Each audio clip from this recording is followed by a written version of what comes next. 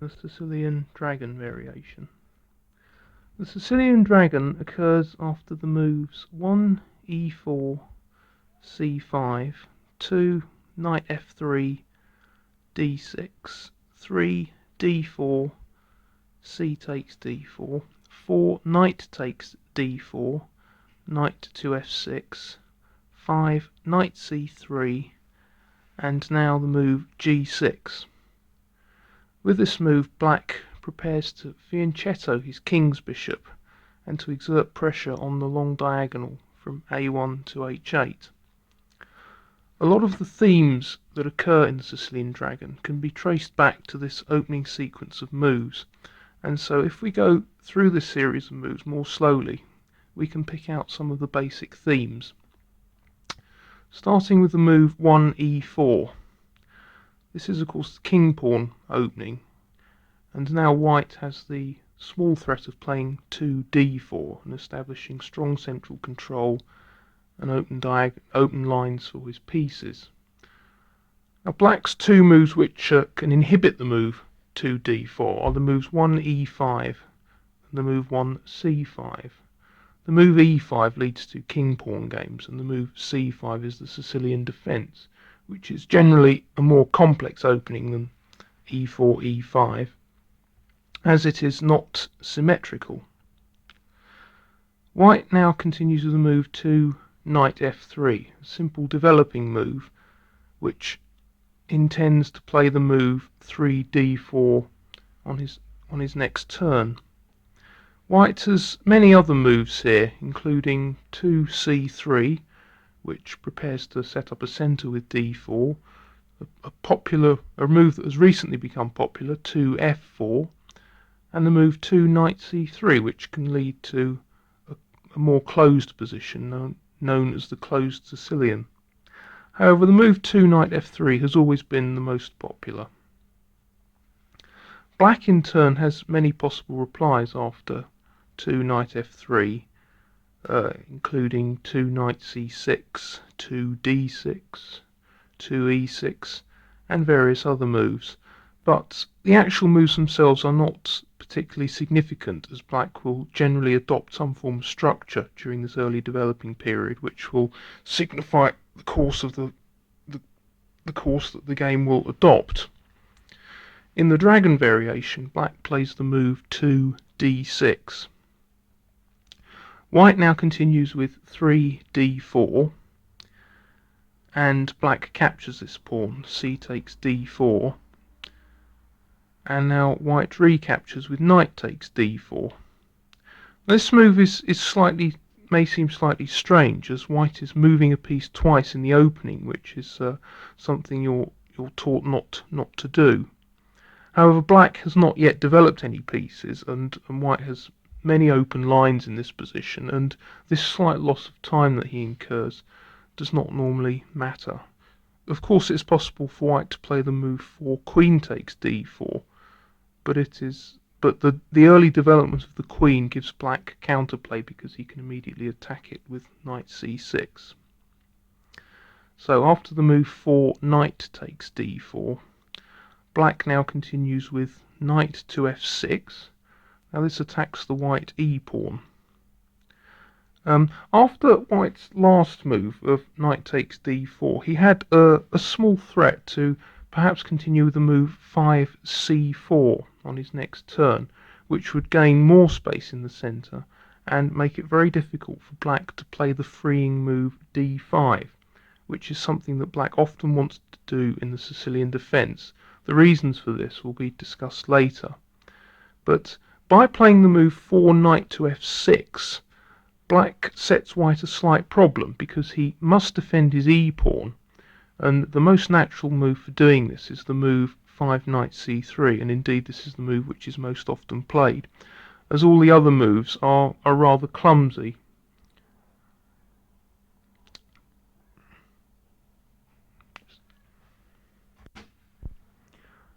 So after 5 knight to c3, black now plays the move 5 g6. As mentioned earlier, he has many other possible ways to develop, including the moves 5a6, which leads to the very sharp Najdorf variation, the move 5 knight c6, which doesn't actually have a name but leads to various systems, and the move 5e6, the Scheveningen system. However, on this tape we are going to discuss the dragon variation, which occurs after 5g6. With this move, black prepares to fianchetto his king's bishop. This is a very natural thing for black to want to do, as by his opening moves, white has very slightly weakened the central d4 and e5 squares, and the black bishop on g7 will bear down on the centre, and in particular these squares, and black can hope for counterplay here with pressure on the long diagonal.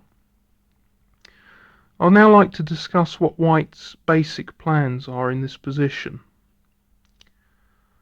The first thing to say is that white has two obvious immediate advantages. He has a development lead, which of course white nearly always has anyway by virtue of having the first move, and he has more space. His pawn on e4 gives him 4 ranks to manoeuvre with him, whereas black really only has 3 ranks. Now, the most usual plan that white adopts is a plan known as the Yugoslav attack.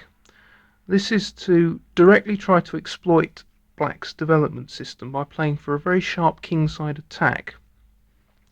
This is usually heralded with the move 6 bishop to e3. Now, this move is a very natural counter to black's bishop g7, because white is putting a piece where it can defend the slightly sensitive d4 square where his knight is situated. Because black will before long play the move knight c6, and there will be more pressure on this square, and so white sensibly defends this square. The white plan continues with the move pawn to f3. Now this supports white's very strong pawn on e4, which gives him his extra space and central control, and also prevents the black threat of knight to g4. After 6 bishop to e3, black cannot immediately play the move knight g4, because white has a trick with bishop to b5 check, and this wins for white, as black is somewhat inconvenienced as to how to defend against this. But after the move bishop to g7, 6 bishop to g7 this is, black will have the threat of knight to g4, and so the move of pawn to f3 is very useful for white. It also can support the move pawn to g4 at a later stage in the game, which is sometimes part of white's plans with his kingside attacking scheme. So after these moves of bishop e3 and pawn to f3, white will often continue with queen to d2. This prepares to castle queenside, which will bring some more of its pieces into the game, and also to prepare the move bishop to h6 to exchange off this dangerous black squared bishop that black has, and also to weaken his kingside structure in preparation for an attack with using his h pawn to open up the h file. The structure that black has with his pawns on f7, g6 and h6 is perfectly sound if black has a bishop on g7, but once this piece is exchanged, and certainly if black commits his king to the king side, which he invariably does in this variation, then this structure becomes somewhat weak, especially on the black squares with the exchange of the black squared bishop. So far we've got the moves of the white plan of bishop to e3, pawn to f3, queen to d2, and castles queenside. Another important move for white is the move bishop to c4. The bishop performs many useful functions on this square. It points in the direction of the black king, which, as we've mentioned that white is going to play for a kingside attack, this is clearly going to be useful, and it can also aid in the defence of the white castled queenside position. But possibly the most important function of the bishop is to attack the d5 square and to prevent black from playing the move d5, which is something that black frequently wants to do if he can, as this will give him a great deal of freedom if he can get this move in. So the bishop c4 is essentially a preventative move to disallow black from carrying this out. So after white has developed all his pieces in this manner, with bishop to c4 and castles queenside, he's then in a position to launch a very powerful kingside attack, continuing with moving his h-pawn up the board to try and prise open the black castle kingside position, and accompanying it with a move bishop to h6 usually. The white play frequently continues pawn to h4 to h5. He then opens the h-file either by persuading black to capture the h-pawn or by taking on g6 himself, and then playing bishop to h6, capturing the bishop on g7, queen to h6 check. And as it can be seen, this can be a very dangerous way for white to play and can often lead to mate very quickly. So black must take vigorous countermeasures against this plan. So that outlines basically what the white aims are in this variation. How can black hope to fight against this? Well, his most obvious asset is his dragon bishop on g7. And as we've mentioned that white is going to castle queenside, this bishop is pointing right directly down at the white king. And so if black can get his pieces over to the queenside and open up lines on the queenside, then he has the makings of a very strong counterattack. Particularly useful for black is the open c-file, as in all variations of the Sicilian defence. Black will frequently bring a rook to the c-file, and a very typical theme in the dragon is to sacrifice an exchange. The exchange is the sacrifice of a rook for a knight on the c3 square, where white will have a knight. Black frequently brings a rook to the c-file and then plays this exchange sacrifice with the aim of weakening the white king position and enhancing the strength of his dragon bishop. I mentioned earlier that one of the main moves that black wishes to play in this variation is the move pawn to d5 if he possibly can. The reasons for this are that black wishes to exchange off the white pawn on e4 if he possibly can, as this is a pawn which gives white a great deal of extra space and control of the centre. Also, one of the very basic principles of chess is that an attack on the wing is best met by a counter-attack in the centre. Now, when white adopts this plan in the Yugoslav attack of playing for mate on the king side, it's very natural for black to want to counter in the centre, and the move d5 is the most obvious way of doing so.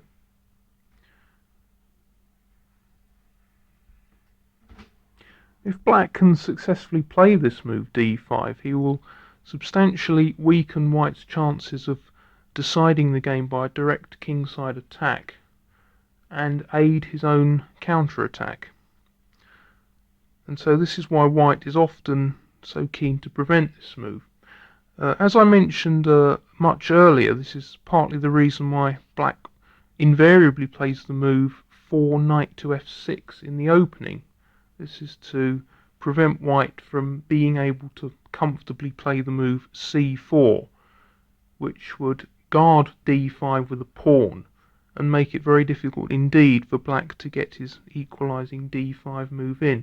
The move pawn to d5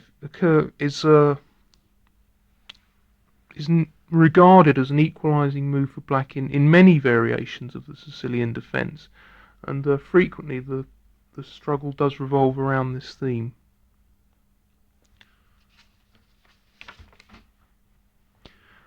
I would now like to analyse a very typical game in the Dragon. This was a game played in 1974 between Anatoly Karpov, the present world champion, and his great rival Victor Korchnoi. This game demonstrates many of the themes for both sides of the dragon variation, and a closer look will be very instructive. So if you can now set up the position of the dragon variation after the move 5g6. The game continued 6 bishop to e3, and black replied bishop to g7. White played pawn to f3, black castled kingside. White played queen to d2, and black played knight to c6. All these moves are, of course, very natural and obvious and have already been discussed. Now white played the move 9 bishop to c4. As indicated earlier, this is to prevent the move d5. It is actually possible for white to castle in this position, after which black usually continues with the move 9 d5, which is a playable variation for white, but the move 9 bishop to c4 is much more popular. Now black continues with the move bishop to d7. This is simply to develop his queen's bishop, which really has no other useful square to go to, and it frees the c8 square in preparation for bringing a rook to this square. Now white immediately launched an attack with 10h4. Of course, white could simply have castled queenside here, and in fact he does so quite soon, and this merely amounts to a transposition of moves. Black now immediately placed a rook on the half-open c file with the move rook to c8. This is a very common variation of the dragon. The other main way in which black can play the dragon variation is to play the move queen to a5 in this position, which anticipates the white castling queenside and places the queen on an active square, and then black will continue with the move rook f to c8 rather than moving his queen's rook to c8. He hopes perhaps that the rook on a8 will be more useful in the play on the queen side than the rook on f8. Also, after having played the move rook f to c8, black has the possibility of replying bishop to h8 in reply to a white attempt to exchange the black squared bishops with bishop to h6. If he had a rook on f8, this would involve a sacrifice of the exchange. But with the rook moved, this is a simple reply. Returning to the game, move 10 rook c8. Now black is threatening to move his knight somewhere, knight on c6 somewhere, which would uncover an attack on the white bishop on c4. And so white retreats his bishop with the move 11 bishop to b3. Now white continues with the move knight to e5. Now this attempts to make use of the square c4 on the half-open c file. A half-open file is a file where one side has no pawn and is capable of playing a rook, but the other side does have a pawn in the way, so it's not an open file, as rooks cannot be exchanged on it. But one of the frequent uses of a half-open file is the ability for the side that has it to use the squares to play his pieces to, as these can be supported by a rook, and here we have a very clear example of this.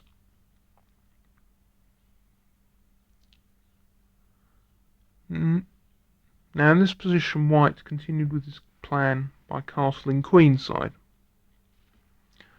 and black continued with the move knight to c4, which aims to exchange off one of the two white bishops. White removed this knight with bishop takes c4. Also possible in this position is the surprising move queen to e2, which allows black to take off the black squared bishop, which is a very novel way to play, which was discovered by Bobby Fischer in the early 60s, and also leads to very sharp play. However, in this game white decided he wanted to maintain his black squared bishop, as he was hoping to play bishop to h6 exchange these off, and so he removed the knight with bishop takes c4, and black of course recaptured, rook takes c4. Now white continued with the move 14 h5. Now this is a pawn sacrifice. Now it may seem logical to prepare this move with the move 14 g4, so that white doesn't have to sacrifice any material.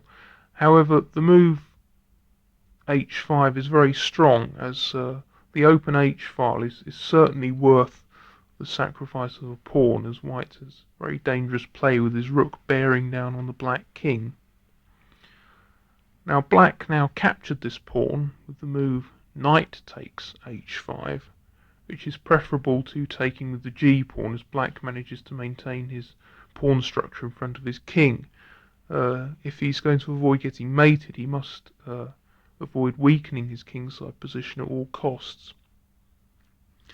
Now white continued with 15 pawn to g4, chasing the knight back and opening the h file for his pieces, and black retreated with knight to f6. Now in this position it may seem that the most logical way for white to continue is the move bishop to h6, and indeed this has been played in several games. This is a very dangerous move for black. For example, if he continues with the natural move queen to a5, which would prepare his queenside counterplay, then there is a surprising continuation of bishop takes g7, king takes g7, queen to h6 check, black retreats with king to g8, and now white can play knight to d5.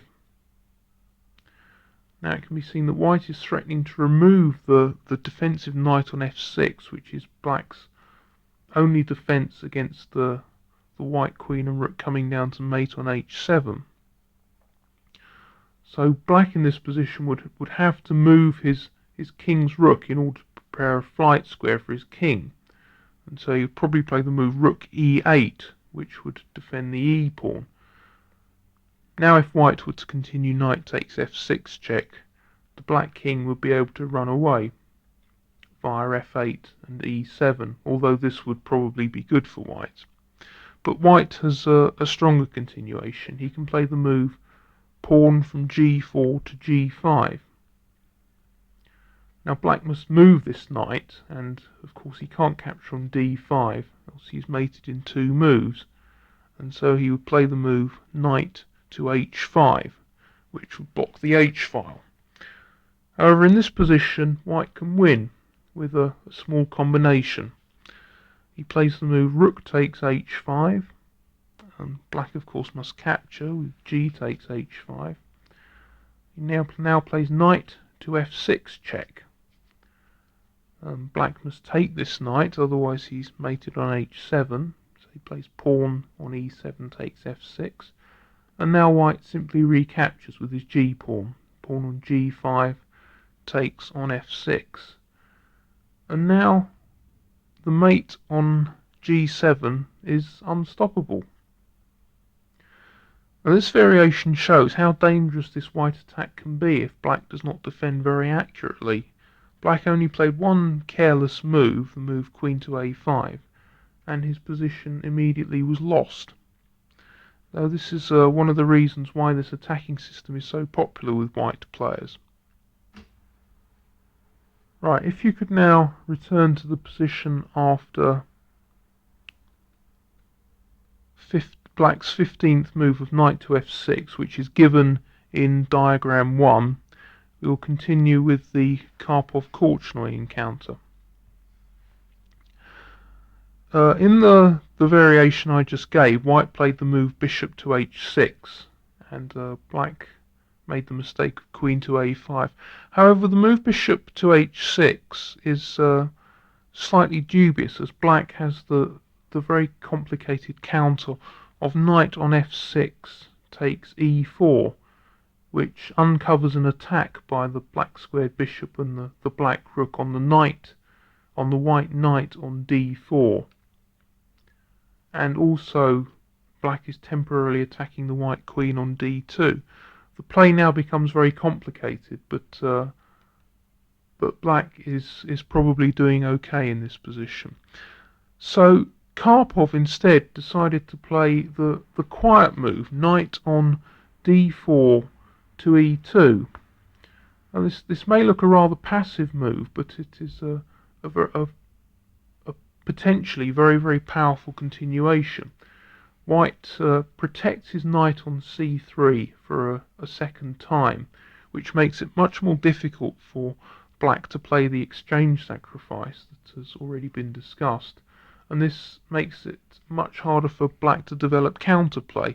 White is now simply threatening to continue with his attack. And black now plays the move queen to a5, where he's hoping perhaps one day to play this exchange sacrifice on c3 and maybe to take on with queen to a2 afterwards, something like that, and also perhaps to push his b pawn up the board, play b7 to b5 to b4. White now continues with bishop to h6, having removed his knight from d4, so that black will no longer have the counter of knight takes e4. And black took this off, bishop takes h6, and white of course recaptured with the queen, queen takes h6. And now white is again threatening this mating attack with knight to d5. And so black continued with rook f to c8, which puts pressure on the half-open c-file, this very useful c-file for black, and inhibits the move knight d5, as there is a black counter against the c2 square. It also prevents white from, well, not prevents, but inhibits white from moving his knight on e2, because if white were to move this knight away, then this famous exchange sacrifice on c3 would become very powerful. So in this position, white played a very strong move. He played the move rook to d3, rook on d1 to d3. This is a very quiet-looking move, but a very potent one. White is again defending this knight on c3, this knight which is so vulnerable to being captured by a rook, and is simply preparing to swing his king knight into the game, into the attack on the king's side. He's threatening to push his pawn on with g5, and when the black knight comes to h5, as it must do in order to block the h-file, then white will be able to attack this knight with either knight to f4 or knight to g3, after which the black position will become critical. If he had tried to carry out this plan immediately without playing the move rook to d3, then black would have had the possibility for counterplay with the sacrifice on c3. But now, with the rook defending this square, this is going to be far more difficult to arrange. Black now played the move 19, rook on c4 to c5. Now, this is an attempt by black to defend against the threatened pawn advance of pawn to g5, as black would now be able to take this pawn. Also, white might have been threatening the move pawn to e5 in some positions, and the rook on c5 helps to defend laterally against these two threats. So the move 19, rook on c4 to c5. However, white now concluded the game with a very powerful demonstration of typical kingside attack from this variation. He was not perturbed by this extra defence against his move g5, and indeed he now continued with the move 20 g5.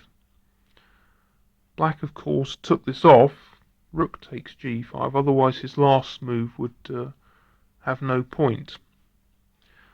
And white now continued with the move 21 rook to d5, which is attempting to cut the black position in two and destroy his coordination when the white threats down the h-file will become overwhelming. Black now captured this rook with his rook. Rook takes d5. If instead he had captured with the knight, then he would, as can clearly be seen, be mated in two moves, with queen takes h7 to h8. And there was no other sensible move for black in this position, so he played the move rook takes d5. And white now recaptured with the knight. Knight takes d5. Now it can be seen that white has set up this ideal attacking formation, which was mentioned earlier, where he has his heavy pieces on the h-file and the knight on d5, preparing to deflect the black knight from the defence of the very sensitive h7 square. But of course he hasn't. He has played in a careful manner, which has prevented black from developing his own counterplay with either an exchange sacrifice on c3 or with a direct queenside attack. Now, this position is already lost for black, despite the fact that he has two extra pawns, as he has no defence to the white mating attack. The move he tried in this position was rook on c8 to e8 to defend the e7 pawn, and also if white were to charge on ahead now with the crude continuation of knight takes f6 check, e takes f6, and then queen takes h7 check, the black king would have the possibility to escape to the queen side via the squares e7 and d8. However, white played the very quiet but strong move knight e to f4. Black now played the move bishop to c6, and white now concluded his attack with the fine move 24 e5. This position is quite complicated, but it's basically lost for black. The game finished bishop takes d5, e takes f6, e takes f6, queen takes h7 check, king to g8, queen to h8 check, and black resigned, as white will continue his attack with knight takes d5 and rook to e1 check. This is a very fine example of the white strategy working perfectly in this variation. Black's counterplay did not get developed at all, and he was mated before he had a chance to work up to make use of any of the advantages of his position. However, on the in the accompanying pamphlet, there is an example of a game in which things work out well for black, in which the white kingside attack doesn't get off the ground, and black manages to get his queenside counterplay moving very fast indeed. So this is a very difficult variation for both sides, where both white and black are treading on thin ice, and the slightest mistake can lead to either side being mated very quickly.